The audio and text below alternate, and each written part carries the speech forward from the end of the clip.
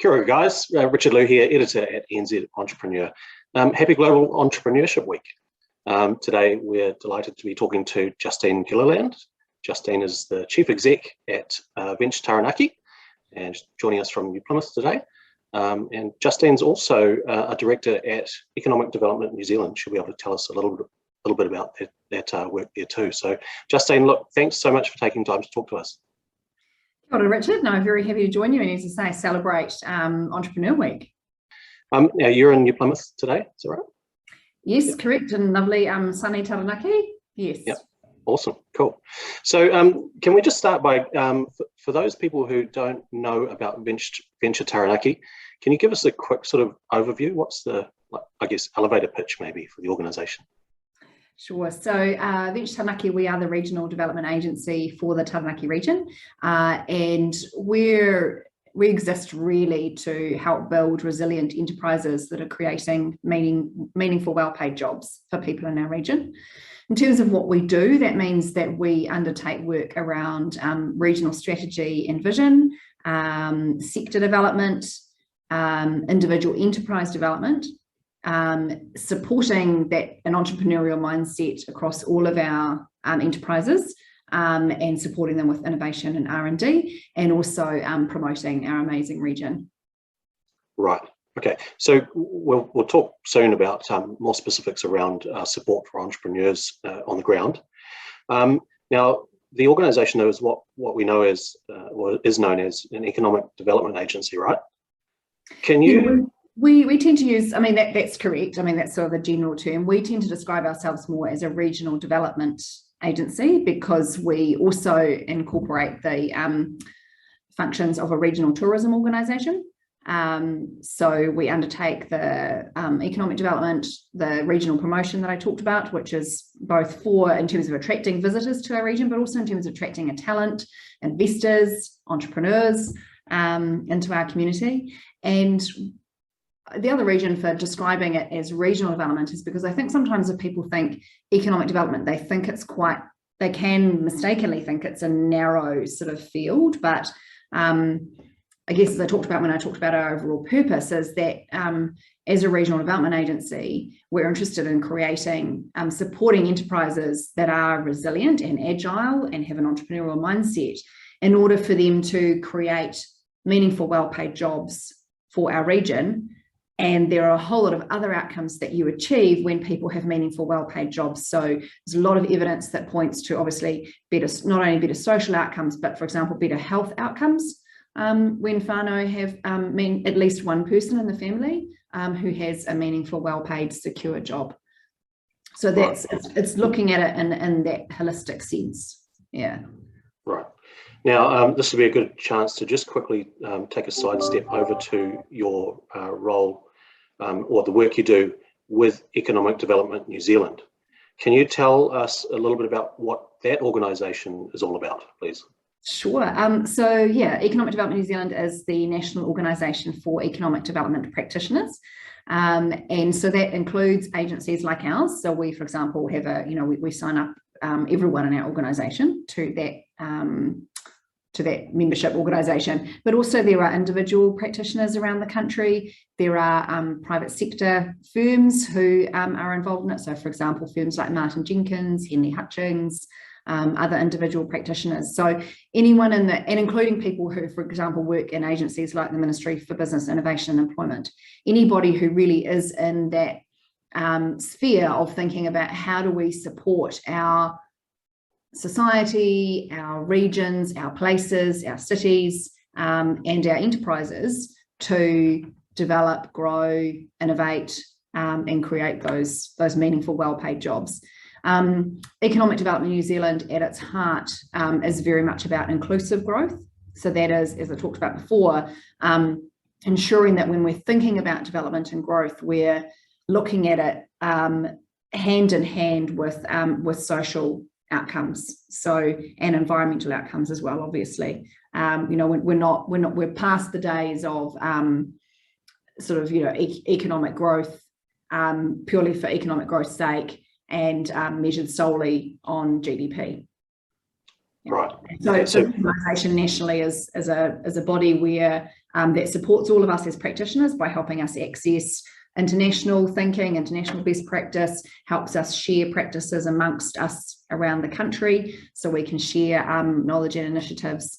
And for example, runs a professional development program with actual CPD qualification and points that you maintain in order to show that you're an economic development practitioner, and runs an annual conference. And for example, we plug here, actually we've got an online congress happening the week of 22nd of November. So every morning of that week you can sign up for an online congress, and each day is kind of addressing what we've identified as kind of 5 strategic topics that we think are really important for people at the moment, and as we look to the kind of 5 to 10 year future.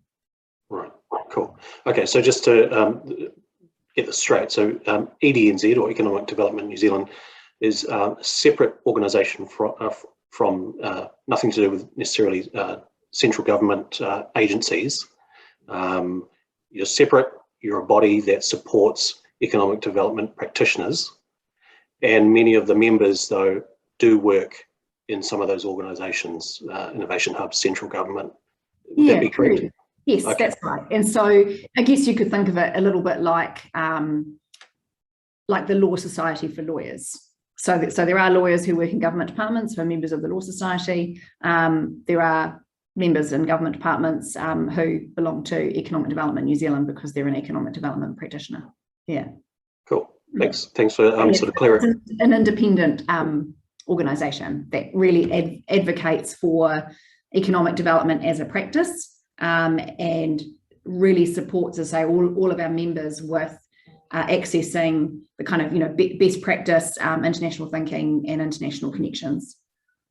Right. So I think it's interesting because I would bet that 9 out of 10 entrepreneurs and business owners out there in New Zealand aren't actually necessarily aware even that there are such people and organisations such as yourself and the likes of Venture Taranaki, which are basically there in part to support the the well-being, the growth, activation and education of the Kiwis out there trying to do innovative, awesome stuff in business and social enterprise. So, guys, if you're watching, just be mindful that there are some great people out there. So, and we'll do our best to connect you up. So absolutely, we're totally here to support New Zealand enterprises. Brilliant. So going back to your work at VT, Venture Taranaki, what are some of the ways that your, I guess, maybe programming or support for local entrepreneurs sort of manifests itself? So what are some of the things you actually do with local entrepreneurs? So we, as part of our core business, we have services available to all enterprises, and that's right through the kind of life cycle of an enterprise, so from startup to maturity. So we have, for example, startup clinics that run every week.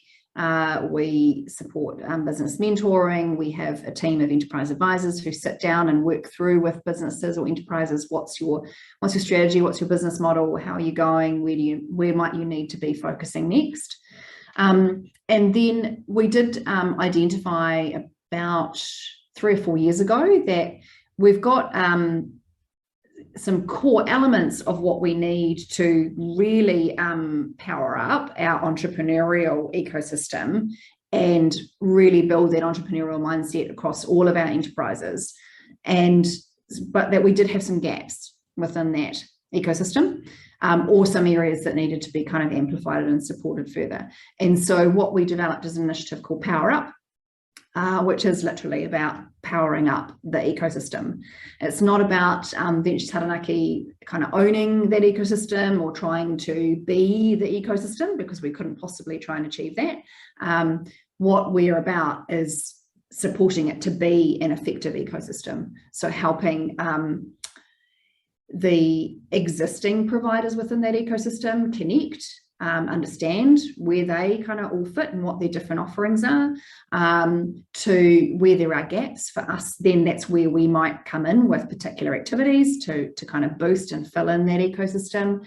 And also we want to tell people more about entrepreneurship in Taranaki for two reasons. One, to encourage people within our region or who might be thinking of locating to our region, that there is the support here and that they can do it here, and to give the examples of existing entrepreneurs who have been on successful journeys, but also have had their trials and tribulations along the way. And then the other dimension around that tell story is also, of course, what's really important to entrepreneurship is that you've got to have investment. And so that's also part of this, as well as telling, helping the investment community understand what's on offer in Taranaki in terms of those investment opportunities. Right. And I want to pick up on something you mentioned just a couple of times, and that was mindset. So, I'm a big fan personally of the whole notion of an entrepreneurial mindset. As underpinning my understanding, our ability to go on and achieve the things we want to do, solving problems for the world, building awesome organizations, making an impact. Can you just what does entrepreneurial mindset mean to you when you talk about it? Oh, that's a tricky question, Richard. I think one thing that I would say for me is that an entrepreneurial mindset is not restricted in any way by age or stage. So anyone can be an entrepreneur at any point in your life. And also that for us, it's really, really important that I think sometimes people think that entrepreneurship is just about startups, whereas entrepreneurship is very much about enterprise and entrepreneurship within an existing firm, just as much as it is for startups. They're both really, really important. And so when I guess we're sort of thinking about an entrepreneurial mindset, it's about being prepared to take risks. It's about seeing an opportunity and being able to then put a business model around that opportunity. It's being prepared to make some shifts and changes along the way. So not being, perhaps so wedded to your original idea that when you find out that actually that part of it doesn't work or this part of it doesn't work, that you're not prepared to make changes and adapt. And I think the other bit to it would be that you don't necessarily really lose it over your life. So, there are a lot of people who continue to be, almost serial entrepreneurs in terms of they're either constantly innovating and changing within their existing enterprise, or they, start an enterprise and then may sell that, and then they'll go and start another one, and then they may sell that, and so on. So there are many different ways to be an entrepreneur. And it probably means a slightly different thing to every entrepreneur themselves. But I think for me, it fundamentally comes down to those concepts of being prepared to take risks, spotting opportunities, and being able to put a business model around it, and being prepared to shift and change and be agile. Brilliant. Yeah. And of course, that's where all the value creation happens, right? That instant where someone sees a problem and comes up with an idea to fix it, or spots a desire or a need or a want out there amongst a certain group of people, and goes to work creating a solution or product or service for them. So yeah, and you can see examples to that, as I say, for me, I think it's so important that kind of mindset exists and is able to be nurtured and supported within every enterprise within Aotearoa, whether that's a startup or a really mature or really significantly large business. And there are lots of models in New Zealand and worldwide about how you can help build that successfully into, for example, existing large enterprises where it's often the most challenging space to support entrepreneurialism. Now, talking about mindset, I want to just touch quickly, if we can, on, I guess, just, the temperature up there in terms of, response to the ongoing disruption through the COVID pandemic for businesses. Obviously, it's been hugely challenging couple of years for all parts of New Zealand.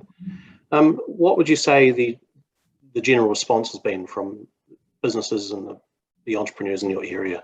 Has it affected them as much this year as last year? How are we feeling up there? I think it very much depends on which enterprise, because every sector is kind of facing its own kind of challenges or dynamics within that COVID dynamic. So, obviously tourism is kind of a more obvious one, but a lot of our manufacturing enterprises are really struggling in terms of supply chain dynamics and issues. And so a lot of those enterprises are looking to either trying to bring more of that manufacturing to New Zealand or closer to New Zealand, in terms of, and I guess, either owning or partnering more and understanding more about their supply chain, so they're a bit less vulnerable to what might be happening globally in terms of those supply chains, for example. Obviously, digital is huge. So enterprises, adapting to being able to operate in a much more digital environment. And there's obviously lots and lots of discussions going on about that. I think overall, as I say, it probably depends on each individual enterprise, but people are absolutely willing to adapt and change. And probably the big challenge that I'd say at the moment sits for a lot of people is actually around both kind of energy levels and lack of certainty. So the lack of certainty about what's our country's plan, when our border is going to open, when do these different level or traffic light systems change, or those sorts of things are probably what's causing the most challenging dynamic right now. Alongside, so I think that's leading to a little bit of tiredness as well, a little bit of lack of energy. I'm not sure if I quite answered your question there, Richard, sorry. No, it's fine. It's absolutely fine. It's good. So if we were to look back at 2021 through the lens of innovation and entrepreneurship, are there any sort of highlights that maybe stand out for you this year? So we actually very, very excited in terms of the buzz in our community around business ideas and entrepreneurship occurring. So that's happening within existing enterprises. So seeing that in terms of huge investment in R&D, one of our biggest years ever in terms of the numbers of R&D grants and the number of student interns, for example, that firms took on over the summer. So fantastic, amazing investment in R&D and in that entrepreneurial space within existing firms. And then I'm very excited in terms of our Power Up initiatives, particularly our kind of business competition that we ran at the start of this year, and we're about to launch the next one of those. And we've given it a name, so it's now called Kickstart. Look out for that coming out soon. But the numbers of people the numbers of entrepreneurs and startups who registered for that program, we were just blown away by the demand. And the demand for our startup clinics has been huge. So we used to run, have a full day of the running startup clinics. Now we have to run those once a week. Now we have to do at least 2 days every week, plus more in our other smaller centres around the region. So really, really exciting times, I think, in terms of the startup and kind of innovation and entrepreneurship space in Taranaki. It's super exciting to hear. And of course, we've got, seen many awesome stories of some amazing things happening through the Innovation Nation series this year. So can't wait to see what happens next year. Yes, exactly. And I think, hopefully because we've showcased some fantastic enterprises, as you said, through your Innovation Nation series. And what we're really looking forward to is, I guess, if we continue that and see that in 3 or 4 years' time, perhaps some of the ones that have come through our business ideas competition this year and next year, it'll be great to see in 3 or 4 years' time where they're at.